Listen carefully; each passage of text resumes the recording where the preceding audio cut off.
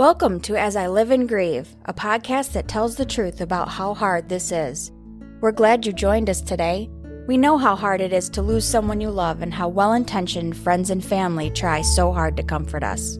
We created this podcast to provide you with comfort, knowledge, and support. We are grief advocates, not professionals, not licensed therapists. We are you. Welcome, everyone, and thanks for joining us again today on As I Live and Grieve. Today, we've got a very exciting topic for discussion, one that I've been interested in for a while and just really haven't found the right person until now. So I want to introduce David Gibson. David, thank you for joining us today. What a pleasure to be here. Thank you so much. Thank you. And before we get started with general conversation and our topic at hand, would you just give a little bit of your background, please? Yeah, I started out as a recording engineer and then ended up writing the number one selling book in the field of audio recording and audio producing. And then I got into the whole field of healing and added on to our recording school, sound healing, about 20 years ago. And so we've got the largest school and college of sound healing on the planet. We have online classes, and also we're here in San Francisco doing classes. But we also have a sound therapy center. We've got over 15 different treatments we offer, a lot of them online as well. And we have a store, and then we've got a research foundation, a nonprofit. And in the nonprofit, we've got all these clinical papers. We have practitioners you can find. We also have a medical sound association with over 600 doctors and sound therapists creating treatment plans for different issues, including grief, right? And then we've also got the Sound Education Association, where we got a $100,000 grant to take our entire curriculum with 24 instructors into 2 Montessori schools. And we've created over 2,500 exercises based on all of the 30 books on brain development for kids at different age groups. So we're now teaching kids, 3 to 6 year olds, and we set up a lobbying team to bring our curriculum into public and private schools around the world. Wow, that's incredible. How have I missed all of this? How has this not come to my attention? That's right. Here we are. Here we are. Okay. Well, let me tell you how I first came interested in sound, as it is, and thought about it in connection with grief. Actually, I happened to be in a metaphysical store, and I was buying some crystals, and somebody set. Well, I don't even know what you call it. But I heard this very loud musical hum. It was a Tibetan singing bowl. It was a sing bowl of some kind. I don't know if it was Tibetan or otherwise. But I just stopped because I could almost feel my heart just kind of pulsing with this sound. And so I said to the clerk, I said, "What is that?" And she said, "Well, before every bag of that people purchase, before it leaves the store, we cleanse it, we purify it." And I said, say more, tell me more. So she said, "Well, this is a singing bowl." And she showed me how the different sizes had different sounds. So I said, wait a minute, I've been missing out on this. Now, our listeners have heard me say numerous times that I tend to be a skeptic because my background in education was mainly based on math and science. So as soon as somebody says, "Well, look, this might work for grief," I want to say, "Well, prove it to me." Yeah. So, I'm looking for the scientific portion of it. Mm-hmm. And that's what will turn me from skeptic, of course, to believer. And I've had a number of people convince me to now consider more things than I ever thought possible. So, in the realm of sound healing, I would be the first to admit that when I hear certain songs, they will trigger responses and memories. If I go to, I took piano lessons, I played clarinet in the marching band. I've been involved with music all my life. My grandson now is playing guitar, and Slash is his idol. But, I played clarinet and bass clarinet in high school. Okay, there you go. But music will evoke responses in me as well. Right. So what I want to know is, why does sound do that? Here's the deal. It's all about stable, consistent vibrations.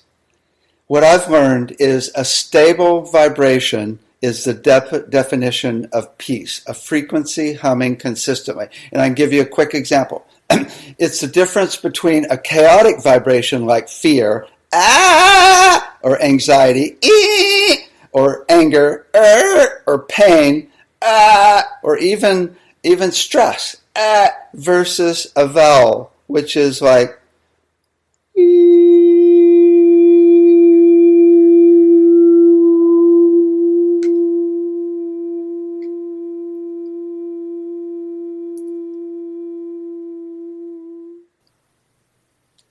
Wow. anybody, including doctors, I've done that exactly for doctors, can feel that, right? Yeah. It's dramatic. Yeah. And when the body is healthy, there's scientific proof now that every single cell, every single organ is humming consistently at its own natural frequency. So that's the definition of health. When you start getting a little stress, a little tension in the body, over time, it starts breaking that down, right? So getting it back to health is that stable, consistent vibration, which is every vowel, crystal bowls, Tibetan bowls. Most sound healing instruments are drones, right? Which is, again, peace is a frequency humming consistently. Wow. Okay, I'm wrapping my head around that now. Stillness. All right. So, if you have that constant sound and that it's peace, does it kind of align our energy? Does this have something to do with the body's energy? Well, it's really the basis of anything is peace, whether it's peaceful vibrations physically, emotionally, mentally, or energy-wise, right? It's all about peace. I mean, if you do the sound of gratitude, right, it's peaceful. If you do the sound of love, it's peaceful, it's stable. If you do the sound of anxiety, it's not peaceful, right? So the energies of even joy, right? They're all stable, consistent vibrations. Or the ultimate is source energy. I mean, can't prove that one though. I was waiting. Now, how did you know that the sounds you made related to those words? Because it's mostly because if I have people make the sound of gratitude or compassion or love, right? Everybody does a vowel sound. And all vowels are the stable, consistent. Nobody, if you say, make the sound of love, nobody goes, ah! Well, maybe some people would. At least you didn't choose Mary. Right. Or the sound of lost love. Ah! Right. Well, exactly. Right. And now we're getting closer to the grief sound. Exactly. It's so huge. Yeah, we know that in grief, so much of our bodies are in turmoil. Yeah. You know, you have stress, you have anxiety, you have depression, you have fear, you have guilt, you have anger, you have it all. Yeah. So then how does sound healing, how can that help ease some of the symptoms of grief? Okay, here's the deal. First of all, especially when it comes to sound, there's two different stages that are completely treated differently. Actually, in the beginning, it's about grieving, right? And there's a lot of people, as you well know, that don't grieve at all. Got to go back to work. Got a big deal. I can't, what do you mean your mom died? Or it's like, I'm fine. No big deal, right? And with that, it's all about bringing them with the sound to stillness and into the sadness. It's really, I had this guy that I was doing a treatment for, and his daughter had committed suicide. His wife had left him. And he said, if I start crying, I'll never stop crying. And I worked with him, and I immediately went into his grief and was doing sound and just started crying myself. And finally, he joined me and started bawling. And I went, yes, you're feeling again. You're feeling again. You've got to feel it, right? But there's complicated grief. I had this student who, she said, yeah, my husband died, and I cry 3 or 4 times a day, every day. And I said, how long ago did he die? And she goes, 2 years ago. I'm like, whoa, you're a professional griever, right? You got it down, right? Does it feel good?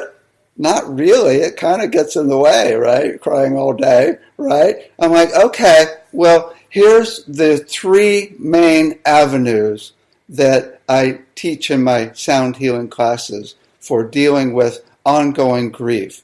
Couple of weeks is, even a month is not bad. I see it as even a couple of weeks. And, if something comes up and reminds you of that person and you start crying, that's perfect. Allow it. But if you're doing it all day long, every day, then it's getting in the way of your life, right? Right. So here's the deal. The first one is it's okay. And I've got a really cool story I want to tell you about it's okay. So years ago when I was in college in Santa Cruz, near here, I was in a class and the teacher says, okay, everybody pair up with a partner and tell them something really deep about yourself. And I got hooked up with this woman, and she said, yesterday I was just north of Santa Cruz at Panther Beach, and I was swimming out in the ocean with my best friend, and she got carried by the waves into the rocks and was killed. And I'm like, holy moly, what the hell are you doing here in class? And she said, it felt immediately, it was really weird, she said. It felt like it was okay.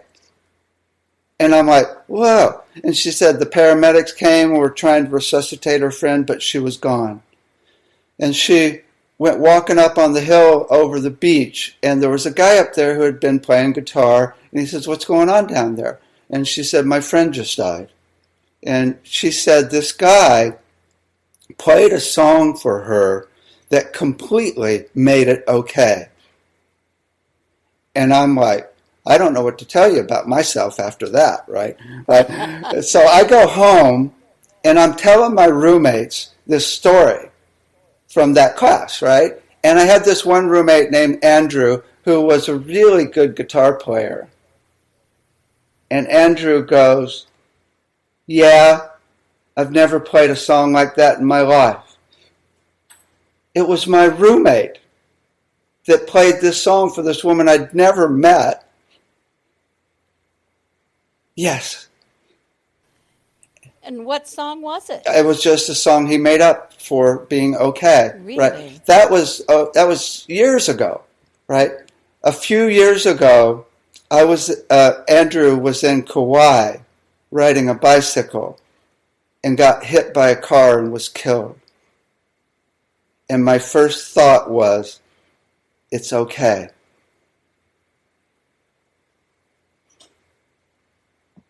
Now, I don't know if I could immediately go to that higher consciousness state of okay. If, when my kitty died, I loved my previous kitty. I mean, she would kiss my nose if I touched it, right? It's like I just took time and seriously grieved and took off class and didn't go for cheering, no happy music. I just sat in it and I felt so grounded and so present. I remember going to the grocery store and thinking, everybody's running around with their heads cut off. And I just felt so in my body because I wasn't resisting it, right? I just sat in it and it was beautiful, right? Okay, so here's the second technique. And this is the most important of all. And that is gratitude. When you can go and to the energy of gratitude and think, thank you, Lord. for that beautiful light on the timeline of my life. Thank you. Thank you. Right? So when you're grieving and getting sad for too long and it doesn't feel good, to know that you can simply, and you have to use your willpower, simply shift it to gratitude. I had a major relationship, and years ago we broke up, and after about 6 months of, right, I thought, I'm not doing this anymore. And every time I thought I started to get sad, I said, nope, I'm going to go to gratitude. Thank you, Lord, for what an incredible relationship. Grief is based on love. That's why we're grieving, because it was beautiful. And we can simply go to gratitude. Now with sound, if you make the sound of gratitude, it's really good for your body.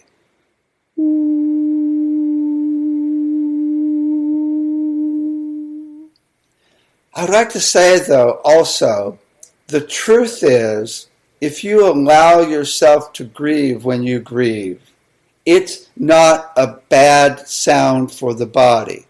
It's not a chaotic vibration. It can drain your energy a little bit over time, but it's really a sweet sound. It's like the essence of sadness. Sadness gets a bad rap. Sadness is not like, right? It's not like depression or any of these other anxiety or anything that I've made the sound of. Sadness and grief are like, we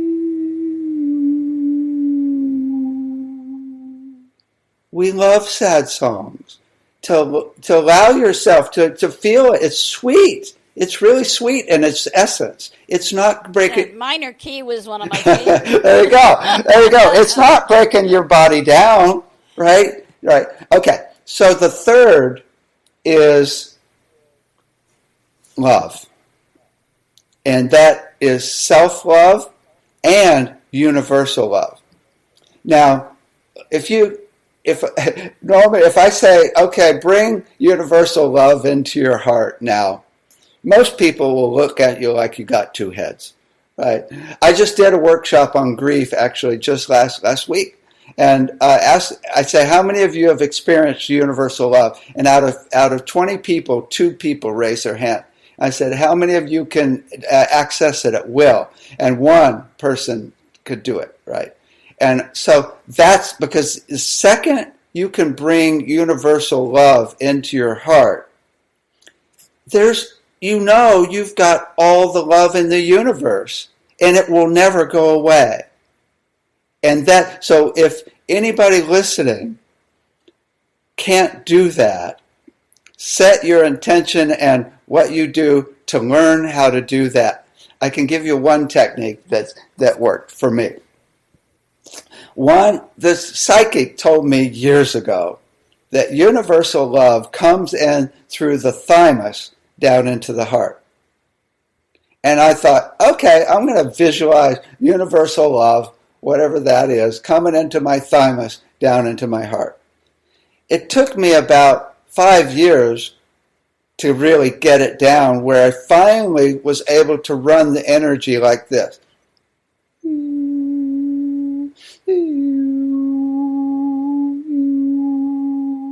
You don't even have to do sound, right? You can just bring it in, right?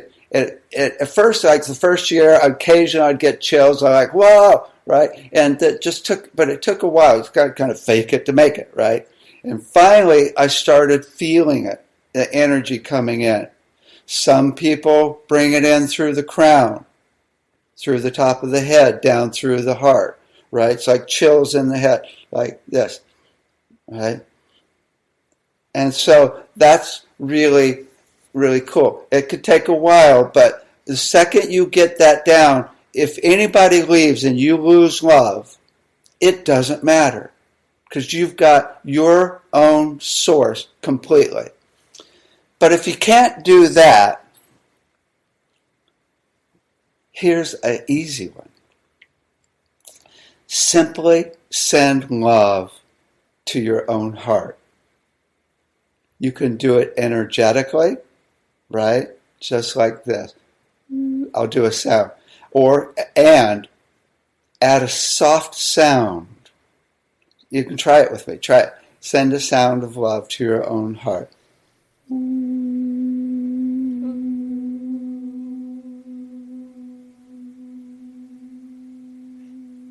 That's pretty powerful. Most people can do that, right? And then you can even tell yourself you love yourself, right? I love you, right? That's really beautiful. And then you realize that you can access love on your own. Even if the one person you love the most, or doggy or whatever you love the most is gone, you can access it completely.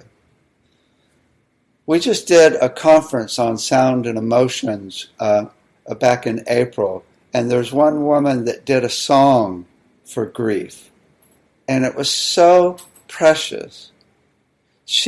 And the essence of the song was, this love goes on and on and on and on. It's not gone. It's really not gone. A lot of it, I find, is, well, you mentioned willpower, and I focus on perspective a lot, that I didn't really start healing until I said to myself one day, I am not going to live this way for the rest of my life. I had to make up my mind that I wanted to do something, whatever that something was, but I wanted to start moving in a different direction. And I truly believe that that's part of healing. It is.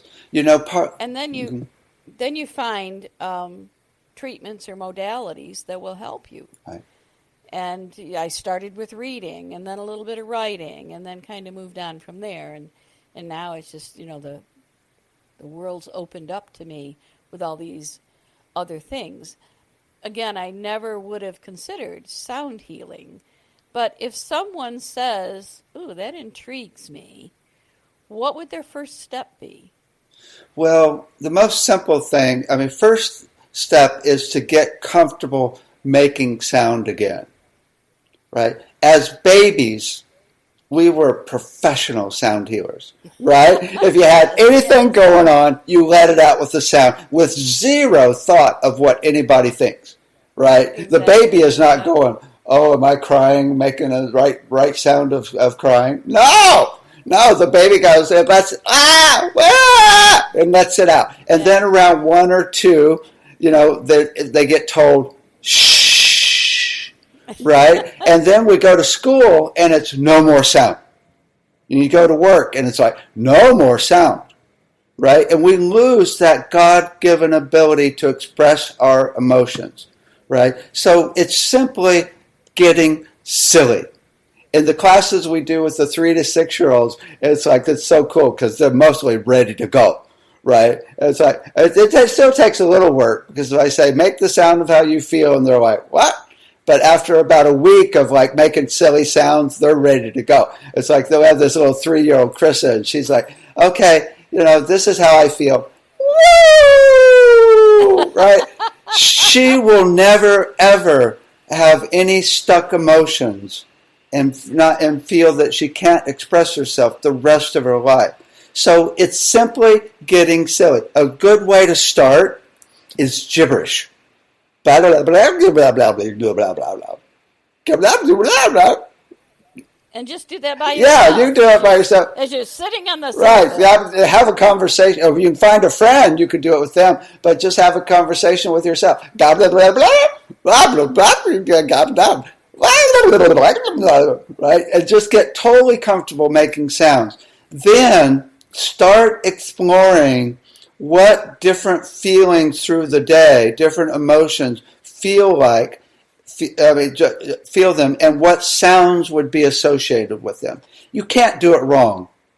It's always perfect, right? That's the strict rule around here. You can't do it wrong, right? And so then you get comfortable making the sound of how you feel. Because the truth is, language sucks when it comes to emotion. It's really not the real deal at all, right?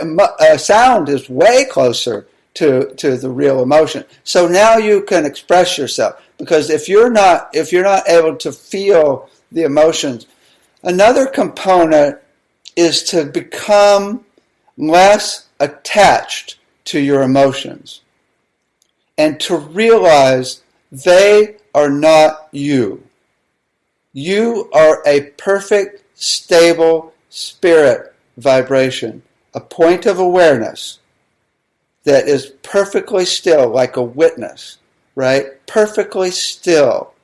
And you are watching the emotions as opposed to being the emotions. That's really cool, because ultimately, when you can get where you can use that, when you're less attached, it becomes really easy to use your willpower to actually shift it, right? There's one other thing also. If you're in, and I teach this to the kids as well, once you get good at making the sound of emotion, a lot of people can't shift very quickly. It's like because they're in it, right? But if you do it slowly, so let me give you an example. Say I'm grieving. I'm going to shift the sound of grieving to a peaceful sound of stillness and then love. Hi, hi.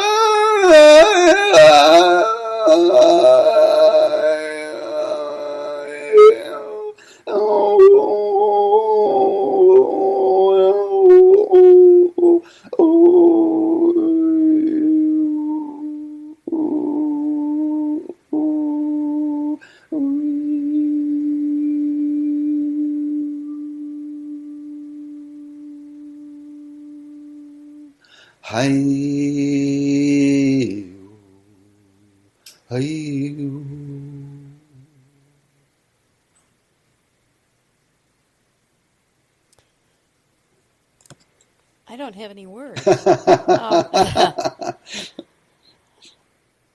average person, of course, isn't going to know or understand how to get there like that. Well, it's playing. It's a process of getting comfortable with that sound and playing with it, which doesn't take long because we used to know how to do it as babies. It's just remembering. Right. Now, I think I heard you mention that there are some exercises or recordings or something for sound healing. Yeah. Where would someone obtain some of those if they were interested in doing I've got one song that I call Good Grief that's on my album called Nutri-Energetics, and it's actually a quantum healing field for grief. And it's beautiful. It's about transforming grief, right? It's interesting because it really depends on where you're at, right? If you're, Right. Again, if you just lost someone, you're going to want music I would recommend music. Just find the saddest music you can find that opens your heart, right? Because you don't want to cheer yourself up. That's the mistake people make. They want to get out of it. Spend some time, hang out there. It's a sweet place. It's based on love. It's totally sweet if you don't resist it, right? But then to get it to, if you're grieving for a long time, then the music is going to be different. Maybe you don't want sad music. Maybe you want music, and it could be happy. It could be cool, or just music that's kind of in between, because I think of gratitude as kind of in between sad and really happy. It's kind of in the middle, right? So there's one other thing you could do that we offer as well, and that is to get back to your natural vibration. And we actually do an assessment where we will play each of the 12 notes to see what rhythm and note is your natural brainwave and heart rate, average of the heart rate, when you're at peace. And then I give you a song with in that key and with those rhythms to get you back to your natural brainwave state of peace. And delta for sleep, theta for creativity and relaxation, for alpha for presence and learning, and beta for overcoming ADD.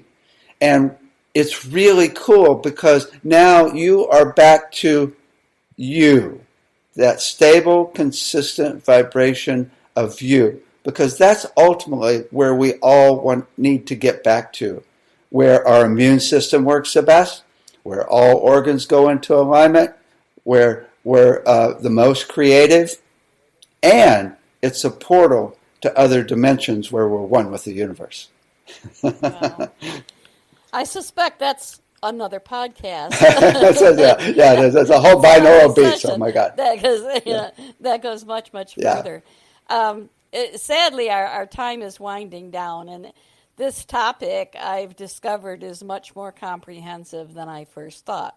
I should have known that was going to happen. So I'm going to do a bit of research and everything. I may very well ask you to come back to dig a little deeper into this. We'll see what our listeners think and say and everything like that. But one more thing. This is really cool that I can lead people with in this area. Imagine, and you can do this with any issue, imagine what it would be like if the grief were no longer there at all, if it's not bothering you, right? And it's okay if it comes, but imagine you're over it, right? What would that feel like? Let me put it this way. A lot of spiritual leaders say, we are not meant to feel bad here, right? Imagine you're completely at peace in your own body, connected to earth and spirit. Just it's over. You're there. What would that feel like? And then, right, it's like, okay, well, remember what it was before.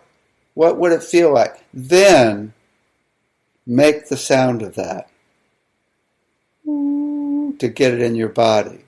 So that becomes the norm. That's really huge right there. And you can do that. You could do that with cancer. Imagine the cancer completely gone. Imagine any emotion completely gone. Imagine any disease completely gone. And feel what it feels like to be back to you. The number one thing in this life is to learn where you are you at peace. That's critical. And know when you're off. Yeah. Okay. So much to think about. I have so much to think about. And I'm going to look up your book as well and see if I want to delve deeper here. But before I actually wrap up and sign off, I want to turn the mic over to you, David. Just let our listeners know what services you offer, and know that we will also include your contact information on our website and in the podcast notes. But you can at least tell them pique their curiosity. Tell them what they might gain by contacting you, by reaching out to you. Cool. We have 4 main companies, and you can find all of them under soundhealingcenter.com. First is our college. We have a whole certificate and sound healing and a certificate in audio recording. So you can do it online, or you can do it here in right outside of San Francisco in Sausalito. And we've got 20 instructors, and it's profound what goes on to be able to learn how to use this as a healing modality for yourself and others. We also have our therapy center at soundtherapycenter.com, where we've got all different treatments where we can find your note and get you a CD in delta, theta, alpha, and beta. We also do voice analysis, so we can see exactly what's wrong with you based on your voice, and then give you a CD of what's missing. And we have all these different treatments there. We also have a store with over 300 items and technologies. We've got sound lounges and sound tables and dolphins and pillows that vibrate. We've got a bass belt that's really good for getting rid of pain. And we've got, crystal bowls, Tibetan bowls, tuning forks. I mean, everything you can imagine. We've got over 100 CDs and even frequency CDs that you play on the body as opposed to listening to as well. So all this is in the store. And my book's the number one selling book in the world in sound healing, The Complete Guide to Sound Healing. And then we have the Research Foundation, which is the fourth part. And that's where we have the Medical Sound Association.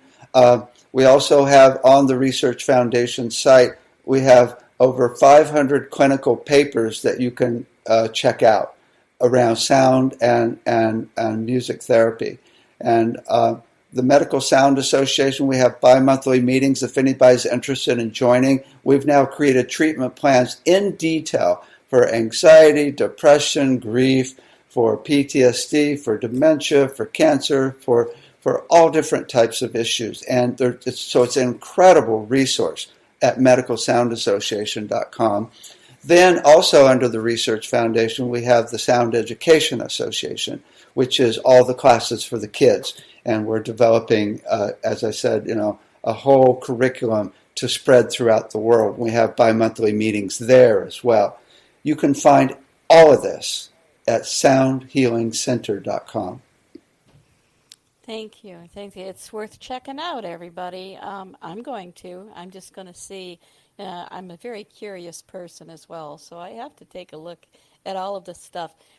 This may become a new fascination for me. I'm just very intrigued.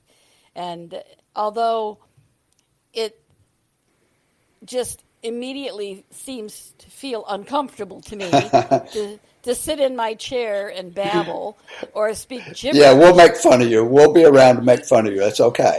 Right. It's all perfect. But, it does make sense because there are times that I will say an affirmation to myself. So why not try something else if it might help? Here's a good one. If you ever are concerned or anxious over what's going on in the world, which is pretty easy these days. How could it not be? Right. Let's do this together. Okay. Send a sound of love to everybody on the planet that's struggling and suffering. Oh my gosh. We do have listeners around the world in 70 different countries. Okay, here we go. Okay. All right.